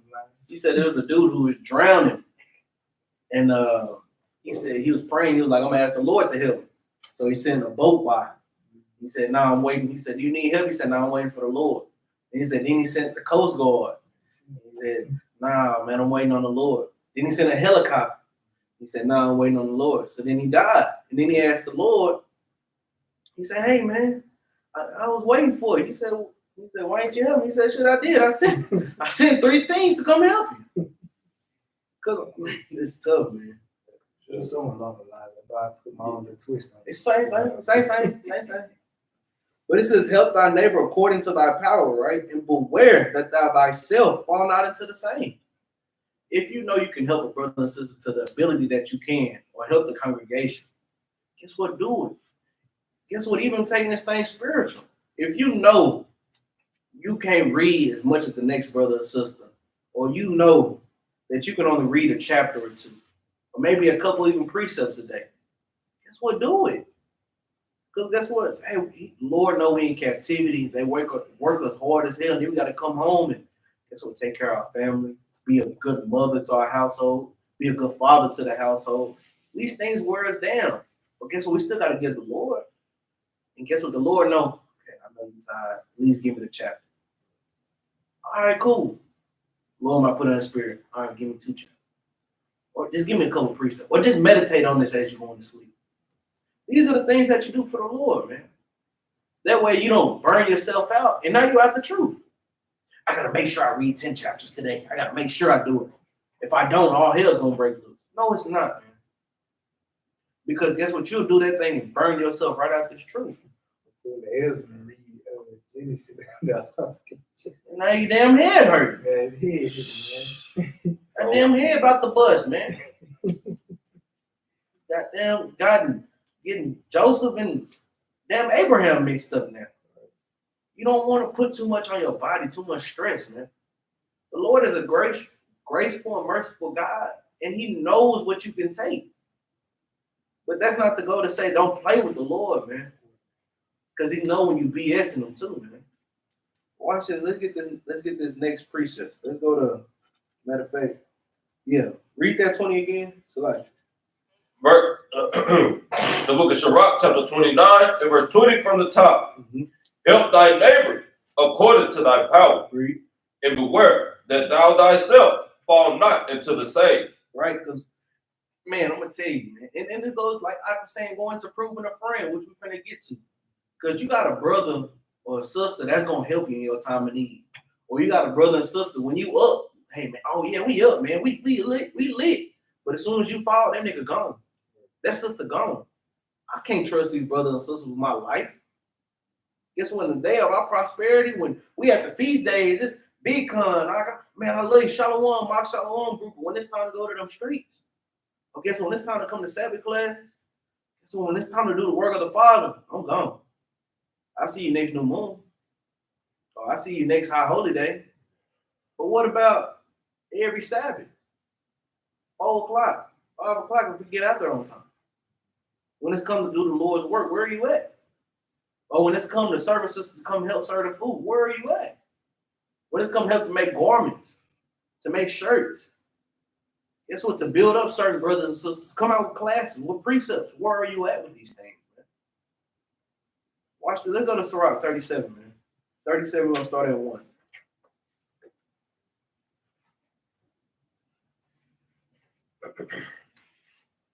The book of Sirach, chapter 37, and verse 1. Read out. Every friend say, I am his friend also. Guess what? You got a lot of people be like, oh, Ron's your partner? Man, that's my partner too, bro. Hey, how long you been knowing him? Sure, like 2 or 3 years. How long you been? Sure, I've been knowing bro for about 10 years. Let's just say his high school friends compared to his Israelite partner. That's exactly, but he don't care. He don't care. Just let's say it's a worldly friend compared to an Israelite brother, right? Read it. So go ahead, read from the top. The book of Sirach, chapter 37, and verse 1. Read. Every friend said, I am his friend also. Read. But there is a friend, which is only a friend in name. Because guess what? A lot of people be like, oh, that's my partner. Hey, you come help us move? Ah, shit, no, I can't help you. Hey, man, can I borrow? Nah, man, I can't. Oh, what? Nah, man. Oh, shit, nah. Yeah, that, nah. Help you? Nah. Do something for you? Nah. Get it? Nah. I can't do none of that. Because you just a friend by name. You just around because that brother and sister might be prospering or might got a little something that you want. Well, guess what? A lot of brothers and sisters, they get around a certain brother and sister just to freak off with them. Then as soon as they get what they get, I'm gone. You're just a friend by name, man. Read. Is it not a grief unto death when a companion and friend is turned to an enemy? Man, come on now. Don't that hurt you on the inside? That's what the Lord's saying. When you got a friend or a brother, now he turned into an enemy. Because I know it hurt me a lot. When I see people I used to go to school with, we got family that's in this world, they don't turn into full-fledged enemies against you. And it's a grief to these things, man. You're like, damn, I thought you had my back through thick and thin. But shit, I guess you taking a blood thinner, because goddamn, this thing done got hard and I ain't got nobody to lean on. But watch this, read. O wicked imagination, whence comest thou in to cover the earth with deceit? Read. There is a companion which rejoiceth in the prosperity of a friend. Because, hey, it's a lot of people. Oh, man, yeah, man, I guess. Yeah, man, I built up like a mud. I got all the precepts, all the understanding. He got a lot of money, cars, clothes. Man, I got it all, man. Shoot, he just got this crib and he just got a truck. This and that. Yeah, man, yeah. Watch this, read. But in a time of trouble will be against him. But let's say you done messed up. You done sinned. Well, guess what? You might have fell in a low and poor state. Oh, man, yeah, that nigga, man. Man, I knew that nigga was going to fall a week ago. Nigga ain't nothing. I was telling y'all should have came to mess with me. We know back in the world, there's a lot of so-called of our friends. We may have been had a girlfriend, but as soon as them break up, he all in the girl ear. Yeah, man, that nigga wasn't no way. I wouldn't have did it. If I was you, I wouldn't even talk to him. You need somebody better in your life. Somebody like me. See, me, I would have treated you better. Guess I would have never did what he did. We got a lot of them. And you don't think we got none in Israel? You a damn fool, man. Him? Nah, hell no. He can't read. Look how he saying that. He can't even say bring it out outright. But it's you in his face, man, Shalom, man, you mighty today. You brought that thing out. But behind his back, you railing on him like a mud. Well, guess what? Shalom, sis. Oh, sis, you need this, sis, you need that. But as soon as that sister turn around, this sister ain't never got nothing. This sister always at, gee, I can't stand this beat. Just look at these things, man. And the prosperity of a friend, right? When the time of trouble, he's going to be against you. When you going through your lowest, that's when they're going to turn all against you, man. Read. There is a companion which helpeth his friend for the belly. Read. And taketh up the buckler against the enemy. Because guess what? You going to have a real friend help you out to eat, feed you. That spiritual meat, physical meat, giving you these things. Guess what? Even a pick-me-up, extra support when you battling your enemies. Guess what? You might be dealing with some scoffers. Let me call up my brother. Brother is right there. Let me call my sister. Sister is right there. When you're going through your worst, and you might be your own enemy. Call up your brother. He rebuking that demon off you. He helping you get through these things. Guess what? Esau might just be getting on your damn nerves. And they right there to pick you up, man. Read. Forget not thy friend in thy mind, and be not unminded of him in thy rich. Read that again. Be not unmindful. Oh, Shalak. Forget not thy friend in thy mind, and be not unmindful of him in thy rich. Because, hey, I like how this ties in with that Sirach 29, because, hey, if you know you got a good and faithful friend, you don't have to be rich like you physically. They say that brother fall in the decayed state. You might have that money. I'm going to help this brother out. I know he got me. Anytime my spirit low, I got it. Anytime we need something done in the building, I got it. Anytime I need something with my own household, I got it. And guess what? Now it's my time to get him back, because I might not have all the understanding of the precepts. I might not have all this knowledge that he has, but I got money. and I'm helping me with the rest of the thing. So guess what? Let me help in. This is how we build brick by brick, man. This is how we Ecclesiastes 4 and 9. I'm gonna keep saying it. This is how we have two and better than one. Because you got somebody to stand with you, somebody to help you, to pick you up when you falling down. Because watch this, man. Let's go back to Sirach 29, man. We're almost out of here. This is the last thing. Sirach 29. Let's read 20 again. Yeah. The book of Sirach, chapter 29 and verse 20. Bring it out. Help thy neighbor according to thy power, and beware that thou thyself fall not into the same. Read. The chief thing for life is water, in bread, in clothing, in a house to cover shame. Because these are all the chief things in the world. And a lot of us get beside ourselves and might need money in our help and distress. Why? Because we're choosing to go after the things that's after all of these. We just gotta have them shoes, gotta have that extra car, gotta have all these things. Now we in a decaying poor state, but we shouldn't have been in it. Why? We just had to have it all. Because there's a lot of rappers who blow up and get a little famous before they gotta go sign that deal with Esau. But they got the car, they got a house, they got food, water, bread, but it ain't enough. Guess what? The Lord gave you all of these things, the understanding of the Bible, the commandments, the ability to teach and read. That ain't enough. I gotta be Yahweh Shah. I gotta be Yahweh. It's not enough. I read about Sister Dorcas. Nigga, I am Dorcas. But guess what? A sister pulled this. It ain't enough to be submissive. I gotta be the man too. So I gotta teach too. It ain't enough.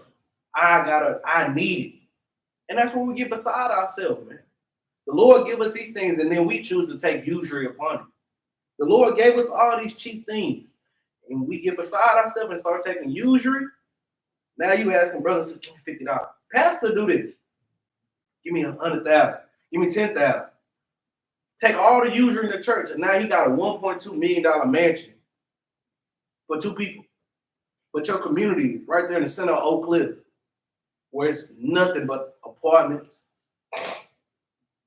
roaches, rats, homeless people, crackheads, many alleyways. And now you over here talking about how you was swallowed up. Have you ever been swallowed? Now you all at Diddy's parties, all these things. Not just him, but all these pastors, man. Look at all these things. Look at how they take usury upon us. Because I won't forget about y'all neither. Because y'all the main culprits of our people.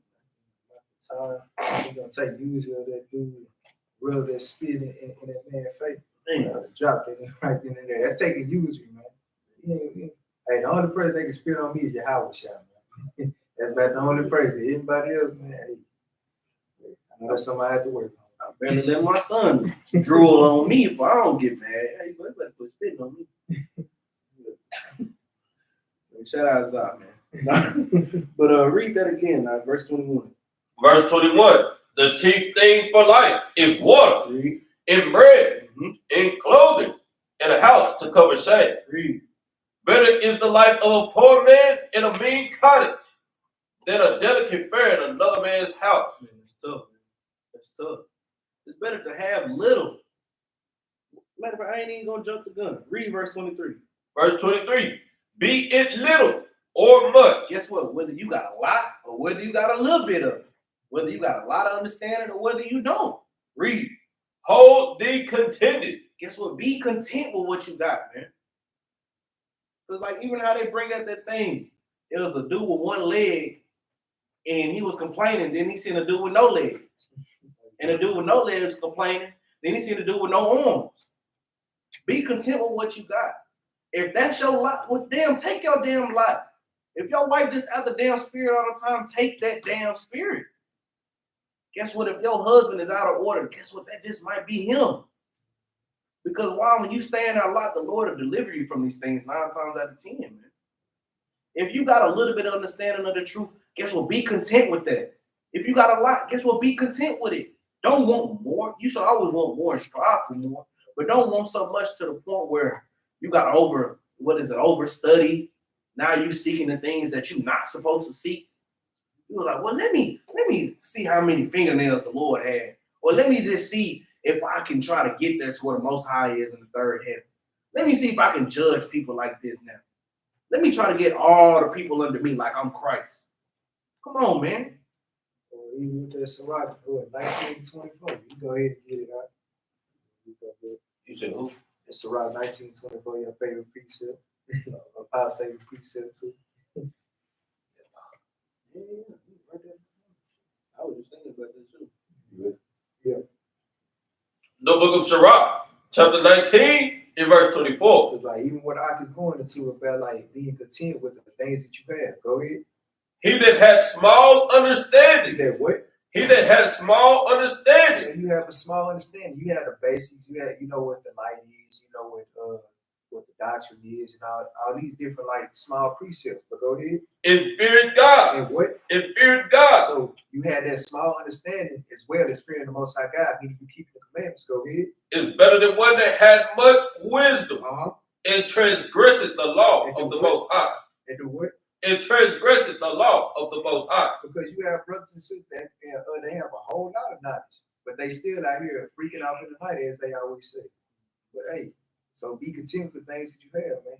You know, just put it on my spirit. Go ahead. Texas baby Allen. I know you was asking them questions, and Abraham Kinsman, he was giving you good precepts on it because you have certain brothers and sisters of the truth, or you got certain brothers and sisters of the world. Guess what? We know the brothers and sisters of the world, those are the precepts he sent you. Now we know we got brothers and sisters in the truth. Guess what? That's when we go to that civil law, the moral law. And that's how we go about handling these things, right? That's when we Matthew 18 and 15, Leviticus 19 and 16 on down, right? Even what I pulled earlier, Romans 13 and 8, I believe, on down. All of these things is how we deal with our brothers and sisters. If y'all have a conflict with one another, y'all talk about it. Guess what? If y'all don't get it through, y'all go to counseling about it. If you don't go to counseling, you bring it to the whole congregation. It's a lot of steps into it. But those are how you deal with them. Guess what? You forgive their brother 7 times 70. You just forgive them. Guess what? You might give them space. But that's how you do with these things. So you can go back and write these things. Matthew 18 and 15, Leviticus 19 and 16, Romans 13 and 8. It's another one. I mean, I know it's many more, but those are the main ones. Those are the main ones. And even this one right here. It's I know where it is. It says Sirach. I just don't stop looking. Sirach. I think it's Sirach. No, that's 19. And it's Sirach 19 and 13 on down. So you can write all these precepts down.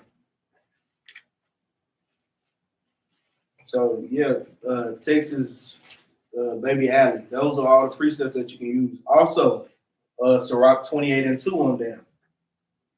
Those are all the things that you can use when you have controversy between your siblings, brethren, cousins, regardless of what it is. Let's go ahead and finish this out, man. Let's go to let's read that 23 again. The book of Sirach, chapter 29 and verse 23. Bring it up. Be it little or much, hold thee content, that thou hear not the reproach of thy house. That's right, man. Because guess what? The Lord, this is the last spiel too. Because when a lot of people take usury, a lot of people be begging, man. You got a lot of begging people in this truth, and a lot of begging people in this world. Pastors is the case in point of begging. They go through a whole sermon, talk about how they used to just ride on 4 flats and how they mama used to do this and that. Nigga, you just talking about curses. Because we did the same thing. Yeah. Or how he just made it so hard out the jungle, and he had to rumble, he had to fight all his life, and Craig got fired on his day off. We don't care about none of that. But it sounds so good to us. We want to give you all our last dime. The Lord don't like people that beg, man. The Lord has never liked a beggar. And we finna get that, man. Let's get Sirach 40. We're going to start at verse 28.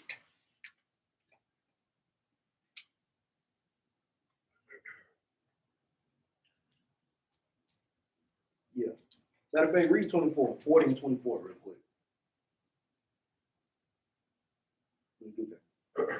The book of Sirach, chapter 40, verse 24. Mm-hmm. Brethren, in health are against time of trouble. No, 23. So like I'm in 23. So like 23. Mm-hmm. The book of Sirach, chapter 40, and verse 23. A friend and companion never meet amiss, mm-hmm. but both is a wife with her husband. But above both is a wife with her husband. Because hey, I just have to pull that to say, hey, a friend and companion always gonna see eye to eye. They never not, hey, they gonna compliment one another. But above that is a husband and wife that can do that thing too. Because we don't want to take usury upon our wives. Wives don't want to take usury upon our husbands. Y'all should always meet eye to eye with things. Not to say that it should be equal, because we know the man is gonna rule over the household. But you should see eye to eye with him when he says certain things, when he directs certain things. But watch this, read 24. Verse 24. Brethren, in health are against the time of trouble. Read. But all shall deliver more than them both. That's right, God. Read on. Go to, matter of fact, then read 25. Verse 25. Gold and silver make the foot stand sure. Right. But counsel is esteemed above them both. That's right. Now watch this. Let's drop down to 28. Read. Verse 28. My son, lead not a beggar's life. Read that again. My son, lead not a beggar's life. The Lord said, don't lead a beggar's life, man. Don't walk around begging all the time, asking for stuff. Well, like damn Felicia, asking for everything. She done walked up on him. She said, oh, I need your car. What? Some people want to buy sugar or even ketchup. You want to buy my car? Hell no. Craig, can I use your DVD player to record this on? No. Buy your microwave. Yeah, can I borrow your microwave? It's a lot, man. I'm telling you, don't lead a beggar's life, man. It's okay to ask brothers and sisters in the time of need. But guess what, man? You should be leaning on the Lord that he increase you so you won't have to ask for so much. Guess what? If you don't have the financials, you pray to the Lord. Hey, Lord, give me an understanding and wisdom. That way I know how to, guess what, handle my money better. Guess what? Talk to the people who I have to pay back, like the damn light bill, water company. See if you can get extensions. See if you can get it reduced. Ask the Lord for these things, man. Or guess what? He might even be an adversary to your adversaries and take that stuff away completely, or give you a better job, a better promotion. But you don't leave a beggar. You don't lead a beggar's life, right? Read. For better is it to die than to beg. Man, he said it's better to die than to beg, man. Because you got a miserable life, just begging all the time, like a homeless man, crackhead. Just think about it. They beg 24/7. 24/7. It don't matter what they doing, they beg. Begging. You got brothers and sisters in here, in congregation, begging all the time. Never want to give. Never give it. You ask for a lot, but you never give it. You want a lot of food, but you never bring it. You want a lot of precepts, but you never study. You want all this understanding, but you're not doing the work. How do you expect to get these things, man? It's better to die than to beg. Because when you're dead, you ain't got to beg for nothing. Because guess what? You got the opportunity right now to get it. But you're so damn lazy and slothful. Like I was saying, I had this class last week. You'd rather beg for it. Please give me the precept. Please. That dude said with them burgers, man. He said, our Minister Society. He said, man, for these cheeseburgers, man.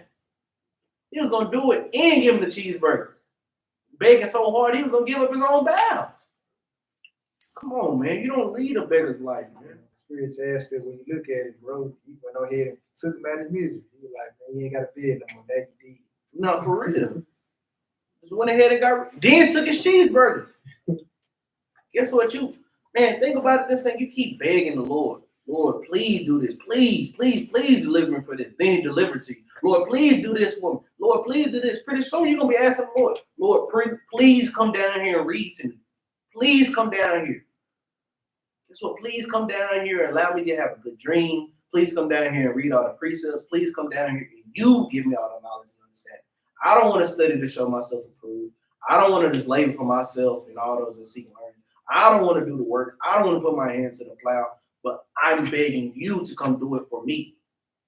What type of God do you think we got, man? The Lord, like I said, is grateful and merciful, but guess what? He's not going to leave his throne just because you begging for it. Hell, man. Come on, man. Even his own son, when he came down here, he said, Lord, if it be in your will, taking this cup out of my hand. He said, if not, don't let it be done. Guess what? He didn't beg. Guess what? I'm pretty sure he would have heard his son if he begged for it. But his son didn't even beg, man. He said, if it's in your will, if not, oh well. Because a lot of stuff we begging for, we don't need it. Like it's saying James, man, you ask, but you ask amiss.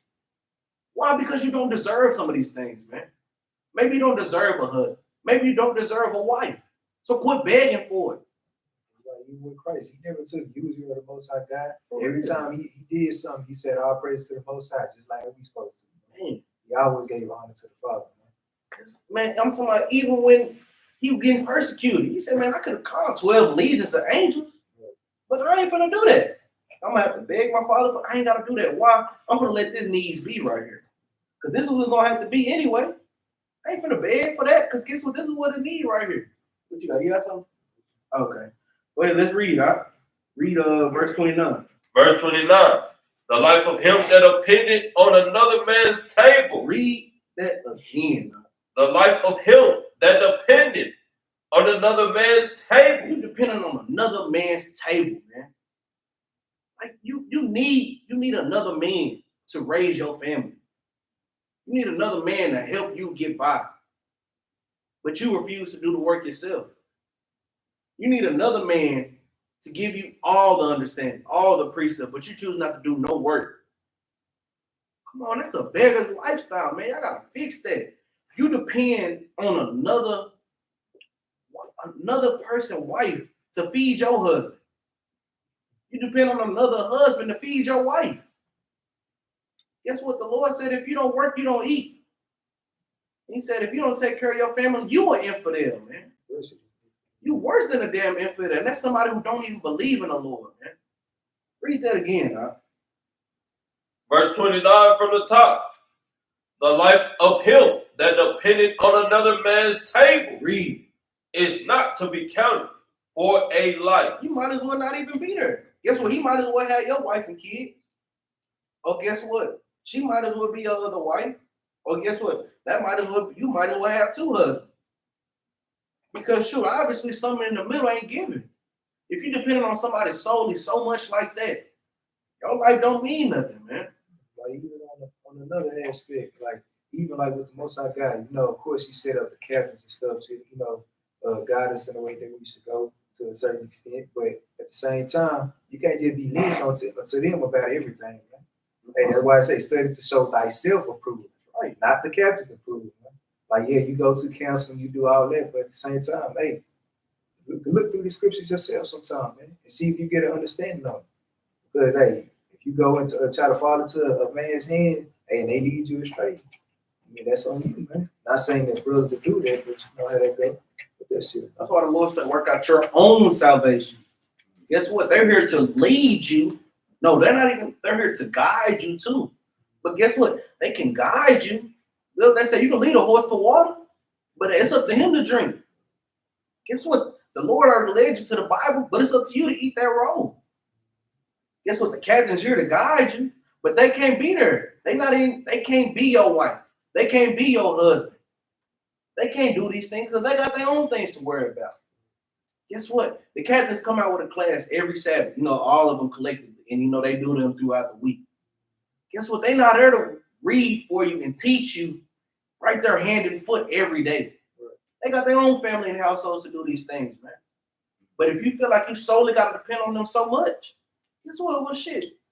I mean, excuse my French, but you might as well tell your wife and your kids to go ahead and go over there too.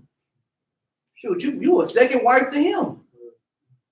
I mean, let's just keep it plain, man. If you live in that so-called beggar's lifestyle, man. They didn't always have Christ, but they kept doing the work on their own. That's right, man. Like, man, I'm telling you, man, read that again. Just read it from the top. Verse 29 from the top. The life of him that depended on another man's table is not to be counted for a life. Read. For he polluted himself with other men's meat. He polluted himself with who? Other men's meat. You want somebody else's meat. There's a money bag, yo. He said in this song, he said, reason you can't get your own steak because you keep watching my plate. You looking at how I'm doing these things. Negro, start looking at how you can do it. Guess what? I mean, all praise to the Most High. Guess what? I got some decent understanding in this Bible, man. I guess what? I know how to get to certain precepts. I know how to read certain things. I can read fluently and eloquently. This didn't come overnight. This came after hours of studying, praying, fasting for these things, man. Man, and I'm telling you, but guess what? You might look at me and you might just be like, oh man, look at this brother. He's doing this, he's doing that. How is he doing it? Nigga, read. The Lord give you the opportunity. He show you, study to show yourself approved. Read. That's what it is. Like, you know how I got it? The Lord and by study. How were you ever? The Lord and by study. How did you know that? The Lord and by study. You sure? Because guess what? Brothers look for a way out. And sisters look for a way out of things, man. What's the shortcut? What's the leeway? I'm begging you. Please tell me. I don't want to do the work. I'm begging you. I'm all on your beat or all in your case because I want to know what you know. Well, nigga, if you want to know what I know, read the Bible. You'll get it. I promise you. Lord willing, you'll get it. If you're keeping the commandments, man. Man, you don't understand it. He ain't keeping commandments, man. But it says, for he polluted himself with other men's meat. Read. But a wise man, well nurtured, will beware thereof. Man, I'm talking about somebody who know better. Guess what he gonna know? Like, nah, hold on. Let me make sure I get my stuff together. I'm leaning on these people a little bit too much. I'm getting a little bit too comfortable. I'm getting complacent. Let me make sure I'm still working on my own salvation. Now, it's not bad at all. Guess what? We bring a class out every single day of the week. All praise to the Most High for that. So guess what? Brothers and sisters, y'all have an opportunity to build with us every single day. But guess what? That's only for 2 hours, hour and a half, maybe 3 hours, depending on the class. What about the other 21, 22, 23 hours out the day? You're gonna have to do some type of work for the Lord on your own, man. You ain't gonna make it to the kingdom of heaven and be like, well, I was with Soldier Donovan the whole time. I watched all his class. What the hell they got to do with me?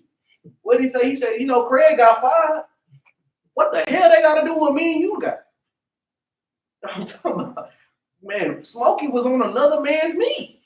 Why are you worried about Craig when you should be worrying about your damn self? Guess what? You worried about Captain this, Captain that. What about you?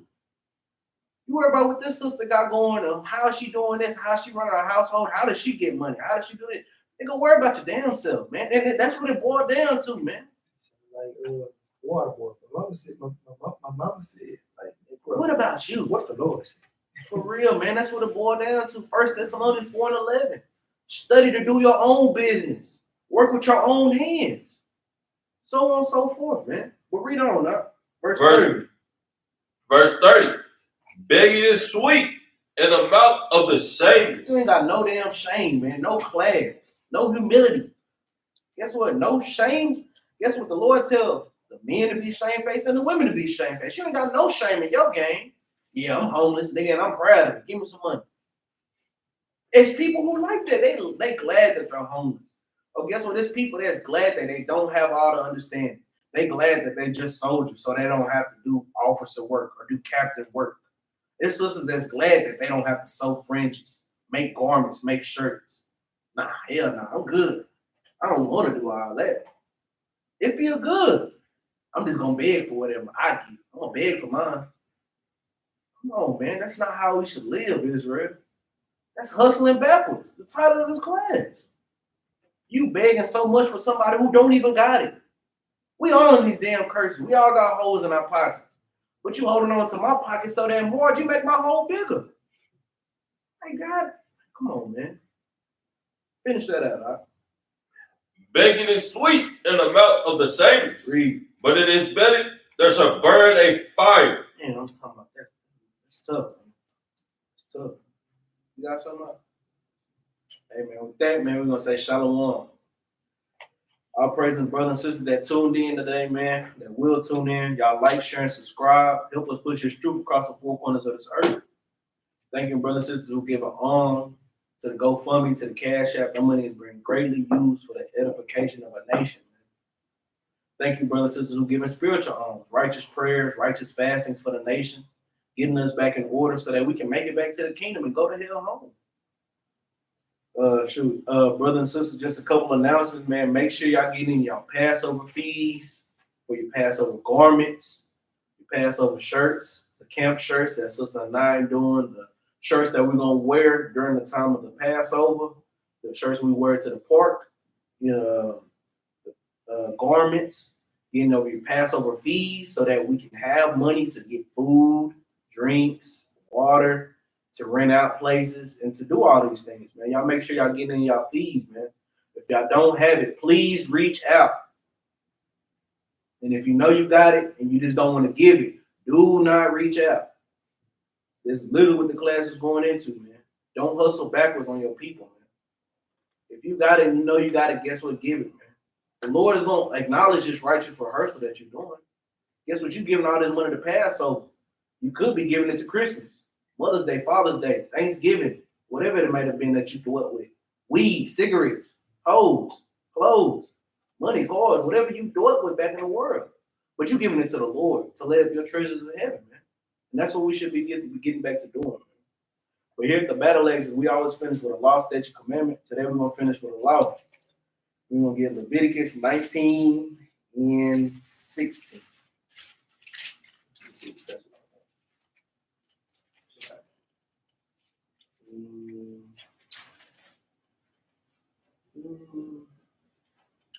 no, so like let's get that Deuteronomy 23 and 19.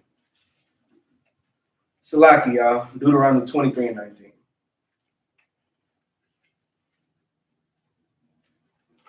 We'll get up out of here. This is the book of Deuteronomy, chapter 23 and verse 19. Bring it up. Thou shalt not lend upon usury to thy brother. Right, read. Usury of money, usury of victuals, usury of anything that is lent upon usury. So guess what, man? When you come into this truth and you understand this precept and you know the knowledge now, guess what? You don't ask for usury of your brother of anything, man.